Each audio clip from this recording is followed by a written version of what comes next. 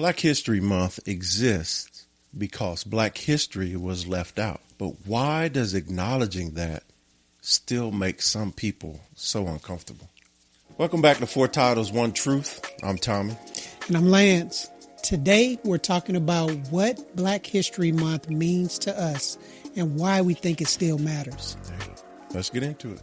So growing up, did Black History Month make you feel proud, curious, confused, or disconnected?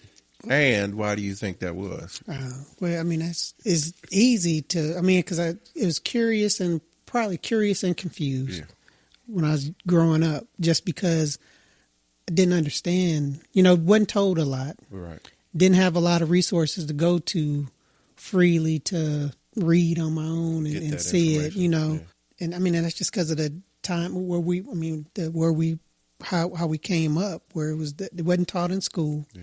When like it was in all of the history books. The details definitely included, a situation where you knew certain, the civil rights movement, those certain little snippets, you would get snippets of that, but not, the complete stories of all of the impact that the Black history, that blacks, and have had impact on society, not just world. Not just improving our well-being or our situation here in the United States, but like what you just said, worldwide. I mean, you see some of these inventions and things that all we knew about was peanut butter. Yep, peanut butter. Rosa Parks, Martin Luther King. Yeah. I mean, we get those big five, the starters, the stars, but you don't get all of the feeling. The people that build that actually. Yeah. I can't disagree. Excuse me. I would just say anger. So growing up, Black History Month was a staple our whole lives because, 76 or 4? 1976 is when it became a month-long situation, but it was actually started in Negro Week. 1926. Yeah. It's been around our whole lives, and the main thing I remember it for early on is, I didn't know. Oh, wow, we did. And you started to learn more, like you said, about how being Black was more than just a slave. Oh, yeah. Because slavery was, we knew that was bad, in school growing up. We definitely didn't know how bad. But Black History Month, it absolutely opened the door for us realizing that we've contributed a whole lot more than the textbooks would say. So that's where I was curious, confused. It came from, why does it take a month for all this information to come out, right? Why can it only come out in February? And and why does all this information come out in February, but it still don't get in the textbook? It still wasn't. They're not worthy enough to be put into the textbook. To be taught in school in the history of the United States. So that was confusing to me. And then the more I matured, the older I got, it turned to anger. And the reason it turned to anger is because that's the only time we're being talked about, and now you sit there and you find out simple stuff like Lincoln, he didn't stop slavery because it was his number one thing to do. You find out the real reasons he stopped slavery. And then you find out how many presidents owned slavery and how many owned slaves.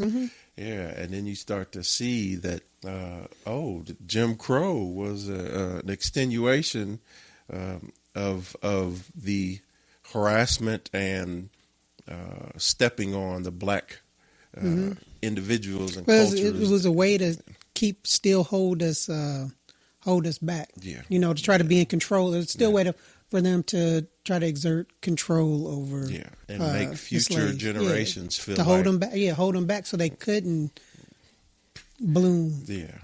So for generations now, there were people who have lived and died thinking that black people didn't do a whole lot for this country or even for the world. Well, I mean, it's still, I mean, and that's amazing that people still can say that or feel that way now with the internet and the So amount of information that access comes to out. I it, mean, that's to say, I mean, because I understand you being angry, but it's also, I was going to say, I feel more proud now just because I know and understand the role, impact that a lot of those individuals have had on it. So it's a sense of pride, you know, to know there's like somebody that looked like me invented that, you know.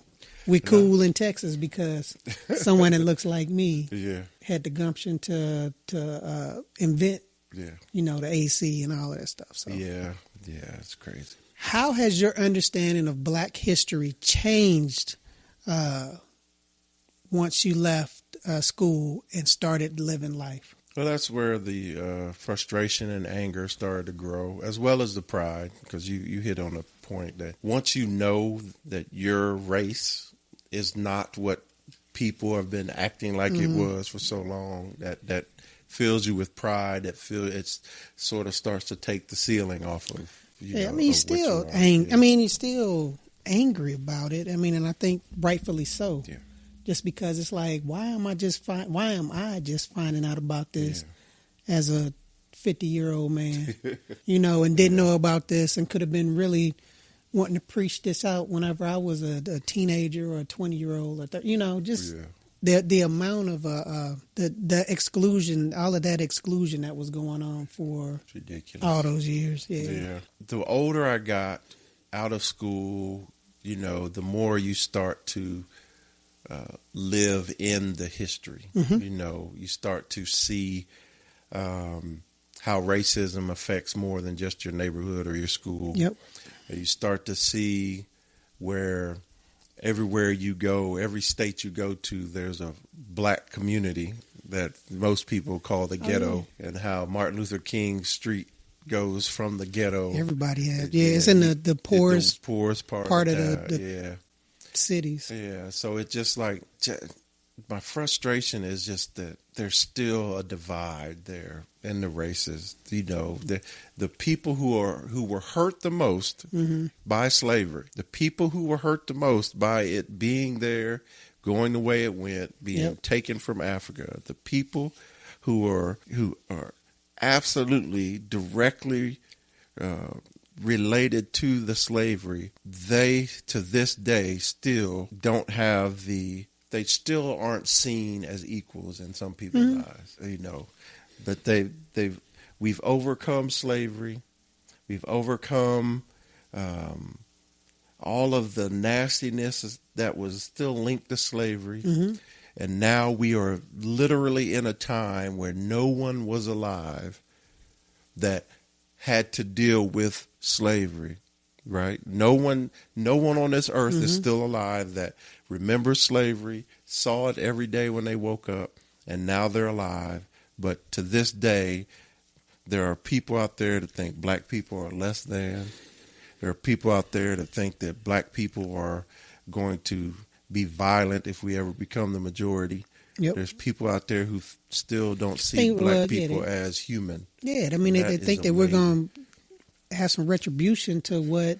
I mean, and that's not. I mean, the biggest thing. I mean, it's just like you want to be just treated as a person, you know. And the bottom line is like I want to be treated the same as this person, given the same opportunities, given the same advantage. You know, all of those things that if you. I don't say worthy. I mean, that's just certain, just being a human being. But you've earned it, because of what your ancestors went through. You know what I'm saying? So I would just say this: if nothing else, Black people today have earned the right to be equals because of the terrible circumstances that your ancestors had to go through, from being kidnapped to being tortured every day as slaves to now being free.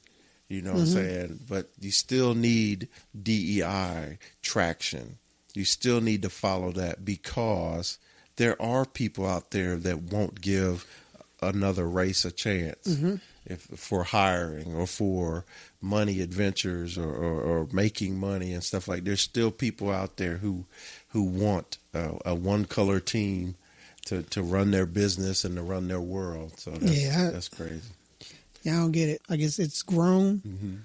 My understanding of it and knowledge of it, because I wasn't getting taught it back in the 70s and 80s. You know, when we were in school. And now they're trying to teach it less. Yeah, I mean, it's just like, why are you trying to take? I mean, just tell. I mean, I don't see what's wrong with telling the truth. Telling the truth. I mean, acknowledging they had it wrong here. This is what really went down, because it just gives everybody a better understanding. And then also for, especially, and want to be that person, or, not have all of, just to know that not all of your idols and folks or heroes had to be athletes. Yeah. Have athletes or entertainers. I mean, because that's how we always been. That's how you make it to the spotlight. Yeah. Is being an athlete or being an entertainer. And not being the scientists, the engineers, the doctors. That a lot of Black folks have made contributions in all of those lives to get that education. So because it was given to them. Do you think Black History Month helped shape your identity, or did that happen later through experience, family, or hard lessons? Later. Yeah. Oh, it was acknowledged in school that it was, Black History Month, but it was just if you had like an event for the month, it wasn't like it was in the books that I was studying and reading and getting tested on. It wasn't there. It wasn't there so much as for, especially in school and, elementary and junior high school. When I went to college, changed up because I was right there in the middle and seeing all of these different buildings named after different African American inventors and educators. And just so then you start learning. And then just being in that environment where you are around other folks that had different experience than what I did, that had like a little more knowledge and involved, But it wasn't anything like it is. The amount of information that's available and out there now, the amount that I have learned since I've become a full-fledged adult, with the internet and computers and all of that stuff, where it's like, oh my goodness, you learn, because I was reading something. I was reading something before, about the second tallest human that's ever lived was a Black man that was 8 feet 8 inches. And that's just like wow, little Black kids, and I would. If I was one of the little Black kids and learning this, the sense of pride I would have to then just like even want to do better. I'll say a combination. So I learned a lot through Black History Month, and I give the military props as well, because during the specific months, and we're talking about Black history, but other races have. Other months as well. Yeah, we used to be able to do an awesome job at that, of recognizing and learning. And you used to have like a beginning ceremony, and then you'd have an ending ceremony for the month. And during that time, you'd get to hear, prominent Black people speak, and you'd hear leaders give their little 2 cents and stuff like that. So it was. It's always Black History Month's always been a learning point, but even growing up young, you become okay with it being just a month. What did I do to, it took years for me to start doing more on my own, than just relying on the Black History. But no, I'm just saying the fact that we fell into that little thing of well, you where got to know about it. I mean, you got to know about it, and then it has to be presented and pushed in a way. I mean, you have to get your interest. Yeah, I mean, for a kid, if you don't know what you don't know. If you don't know what you know. Yeah. So, but family, absolutely hearing my dad's story, my mom's story, my uncles and cousins, hearing their stories, and then relating that to the living that I was doing and doing now. You know, you start to get a deeper picture of what it's like to be a Black American. Some of that stuff you have to learn through life, through experiences. But then, like you said, there's so much access to real knowledge out there that, you know, I've just on the social media, on TikTok, you know, you get in the algorithm to where they're talking about Black history. They're talking about the contribution of Blacks to America and to the world. That it just becomes more and more interesting the more available it comes, and it continues to add the pride, the stand up, and it gives you all that so that it'll continue to get better. You know, instead of going backwards like some people are trying to make it happen that way. Yeah, that was an excellent point. When you talk about your listening to your parents' story, your uncles, because I can look back and think now is like I would ask my father questions and my parents questions about how did y'all, when you talk about the separate bathrooms and drinking fountains, especially where they came up, where it was prominent, and it was even like that up in Illinois. Yeah. So so that they saw it and they understood what was going on, but it was also understood that that's the way it was. Yeah. That's how it was. So you just, which is crazy. Yes, crazy what your mind can conform to. Yep, if you let it.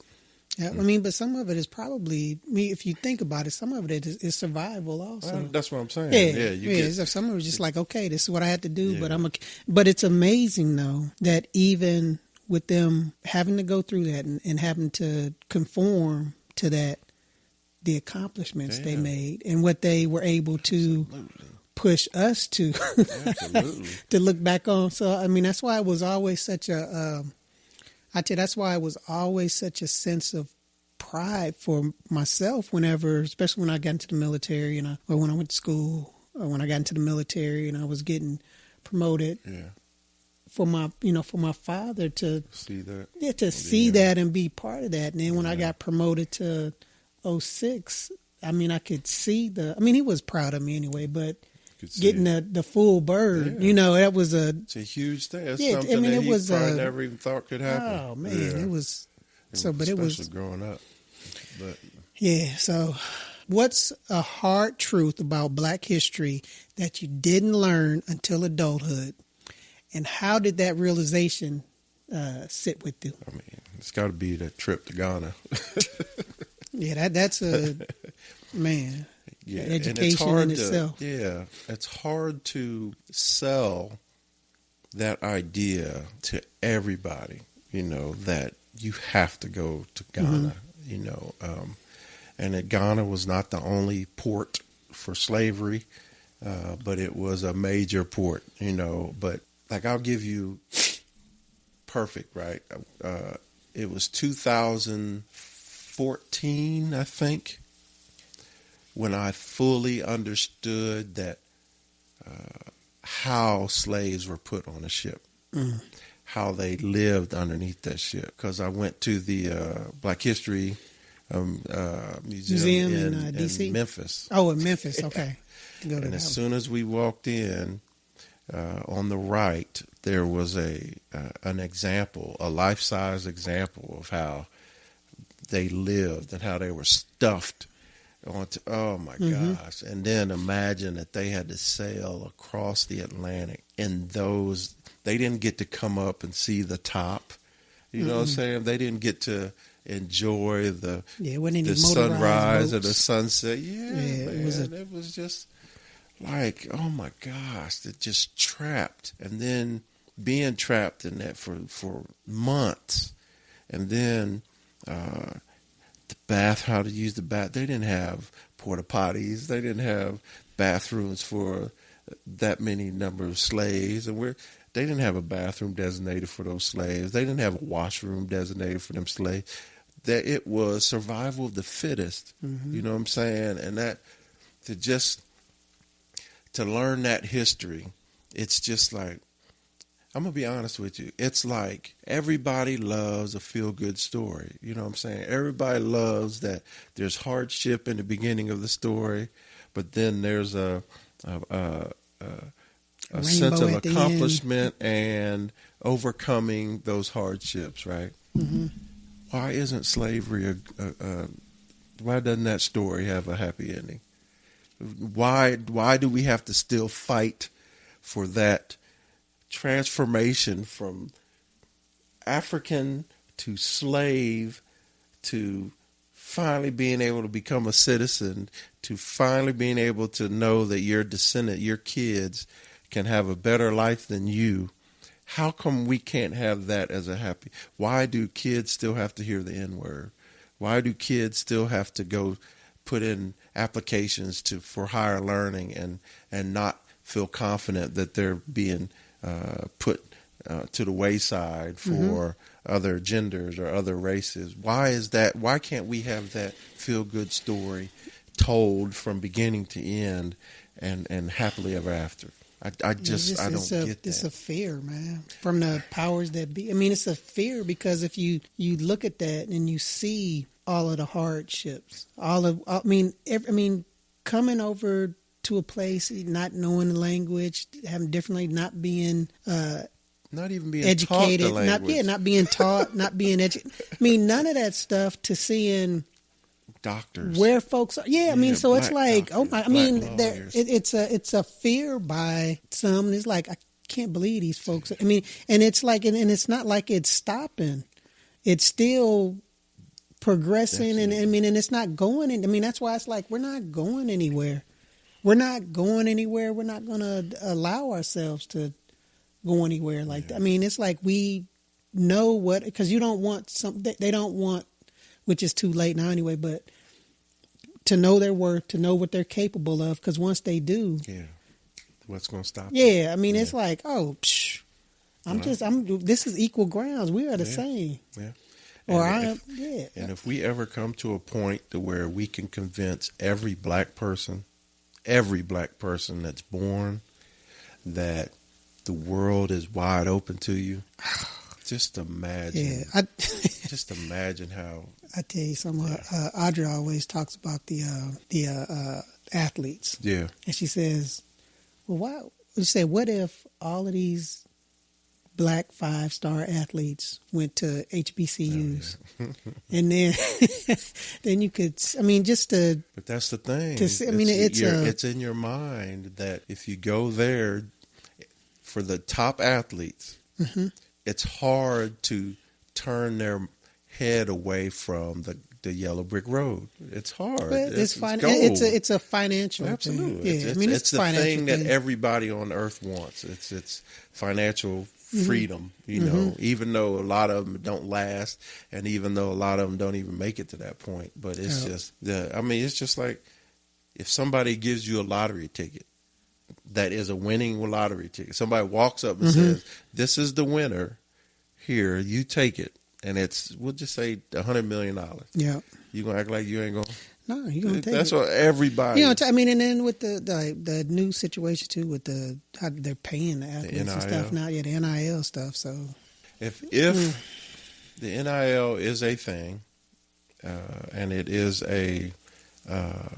it can be a problem, but it also can be part of the solution.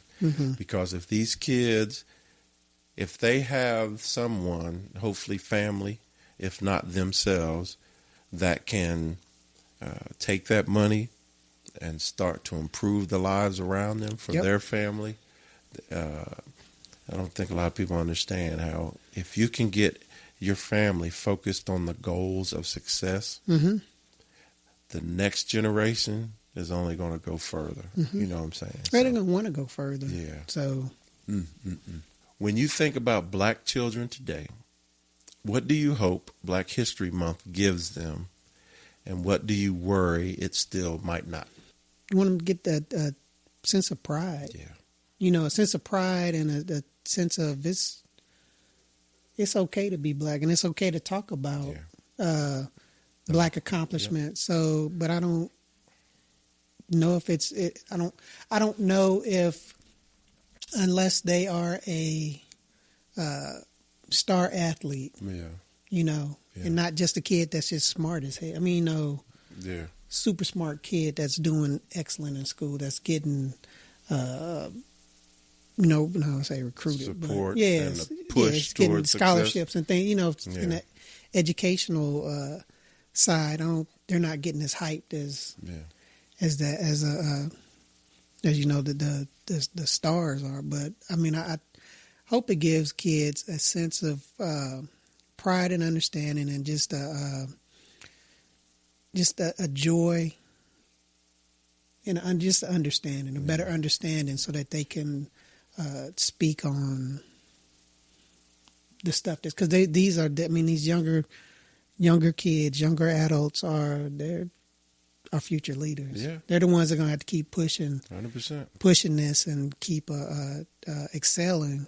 So you want them to understand what's going on, not be afraid to speak their mind about things, and be just proud of the accomplishments that our ancestors have made, and what our future generations are making now. So, and just build on it. Yep. My hope is that Black History Month is paid attention to by Black people and Black children, Black kids, first off. And I hope that it continues to not just talk about the regulars, but talk about, the inventor we didn't know, mm-hmm. or the doctor we didn't know, or the general we didn't know, mm-hmm.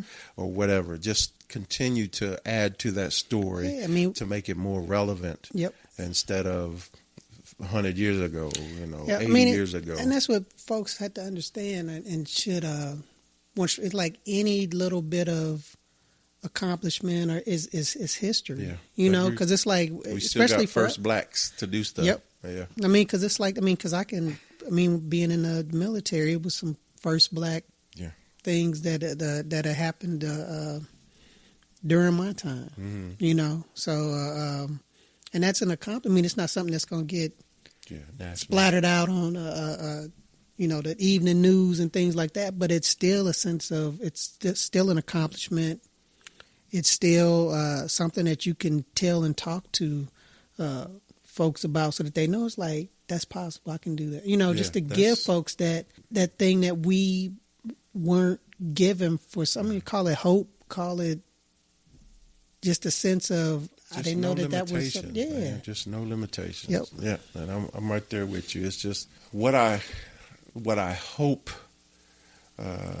versus what I worry is it's on the same line. I hope that Black kids, Black adults, and any race just pays attention to it, yep. Right? And just starts to realize that we are a part of this human race. Yeah, we contribute. We can contribute. We have contributed, and we will continue to contribute to this. Absolutely. So we're not this is proof that we don't need to be held back. This is proof that we don't, that we are on the same level. This history, this rich Black history, is history and proof, that Black people are equals. That's the thing. Yeah, and it's crazy that, what year are we in now? That's that we're talking about this, that we're saying this now, after going through the looking at our looking just back at our lives, and you think about the accomplishments and the things that you did yourself, not only being able to look back at what other folks, and other things that happen, where it's like, it's 2026 and we're still fighting this stuck in his stupid rut, stuff. Yeah, this stupid crap. 100% agree. But what I worry is there's a lot of black people that push back against Black History Month, and it's becoming more and more. Somehow Why do you think that? What do you think that's? I think they're fooled into believing that it's a bad thing. Yeah, that it's no longer relevant.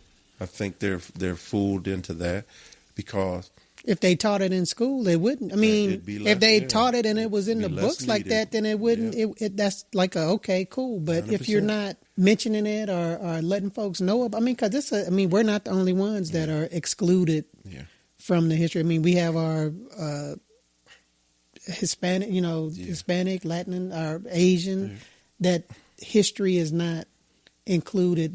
Good and bad things that happen to either one of those races, but it's like it's not a rich part of our taught history. No, which it should be because 100%. Everybody. It shouldn't be just be once because that's what it seems like. Yeah. Now it's just one sided. That's the good. That's the good side. That's the good things that they did. Because of their intellect. Yeah, that's they were why. Able to take all of these different races, including their own, and point us in the right direction.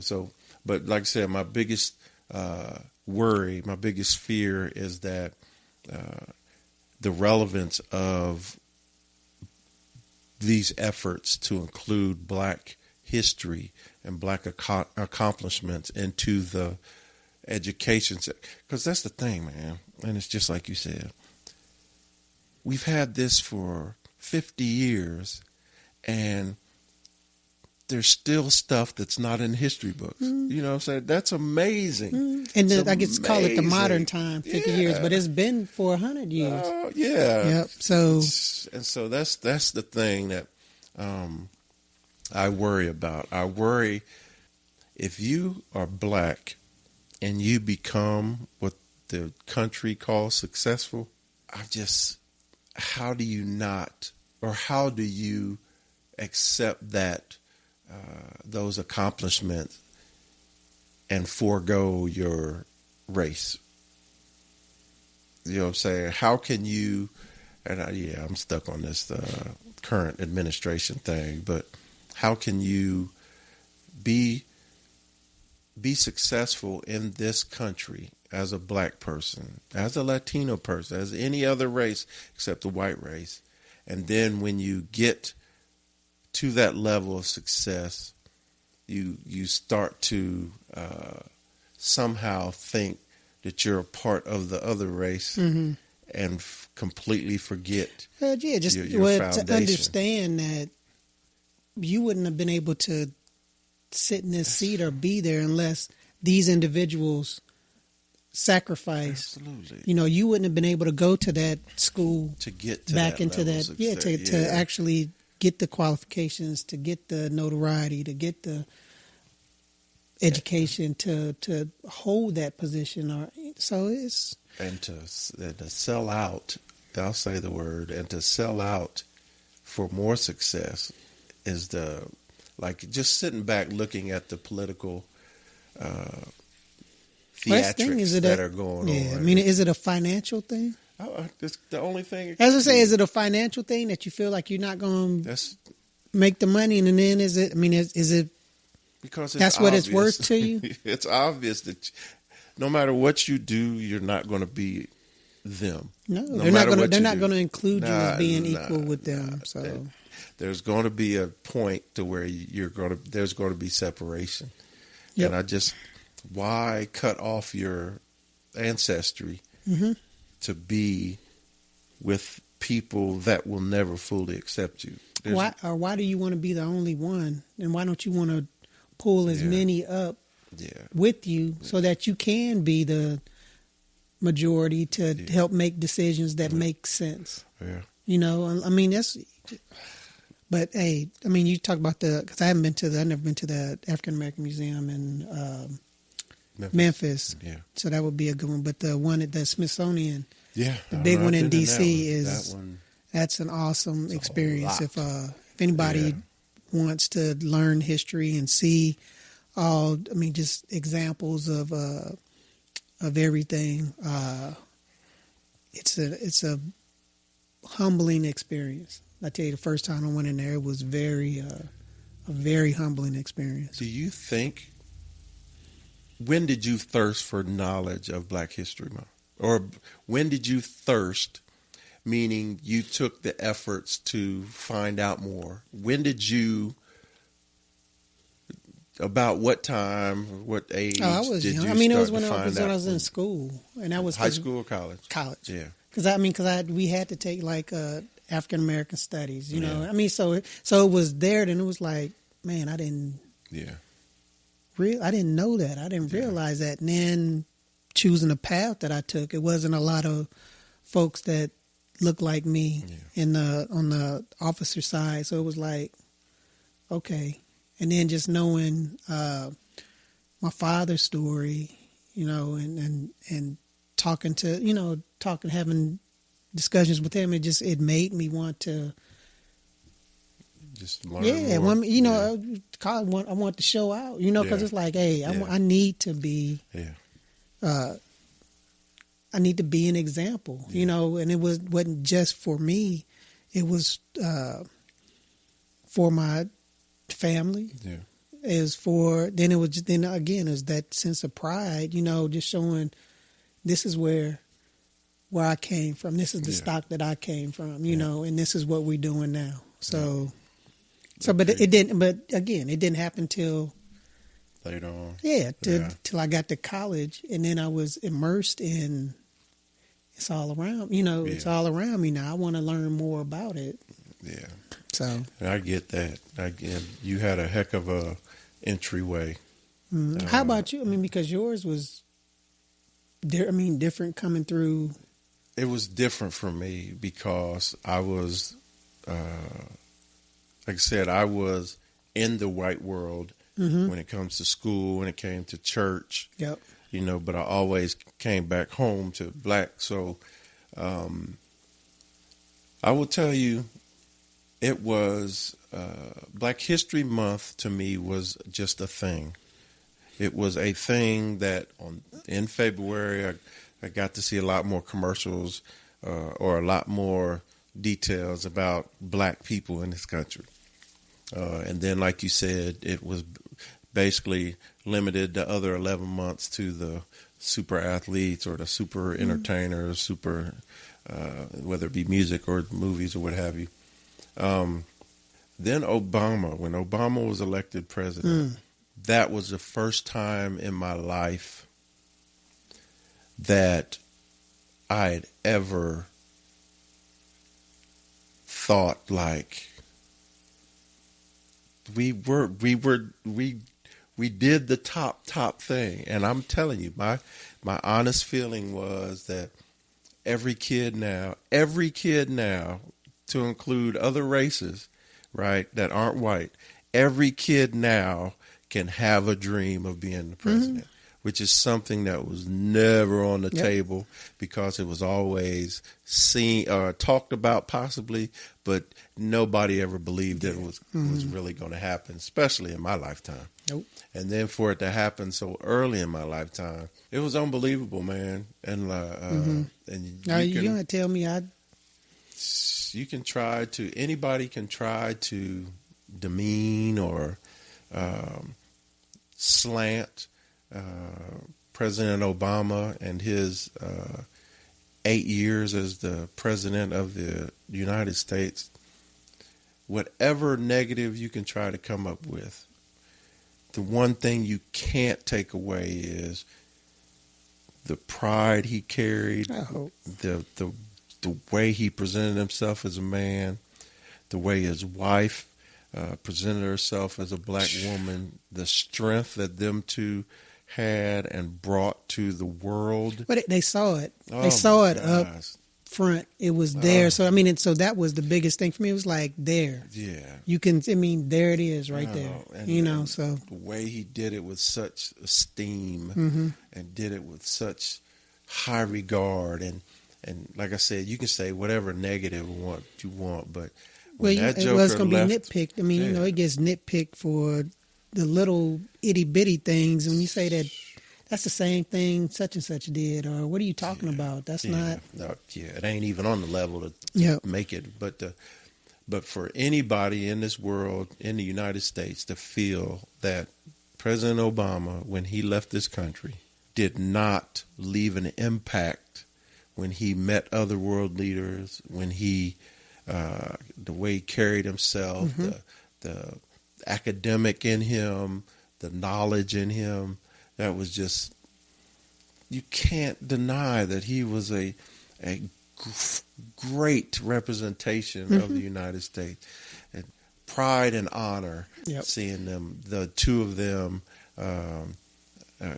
carry that weight, carry that trauma, carry that black history, but still be able to stand so tall and represent so well, maneuvering in a world that didn't really think they belonged Didn't want them there. there. Didn't think they belonged there. So, but that was amazing, man. So that was a huge turning point for me. Okay. And it made me just want to know more. And it was clearly linked to children. You wanted to know more, and not just children, but soldiers as well. But I wanted to know more so I could provide more information, provide more truths that there would it is, help, right there. Yeah, that would help young black men and women just be the best they could be. Yeah, just want to do more. Just give them that pride.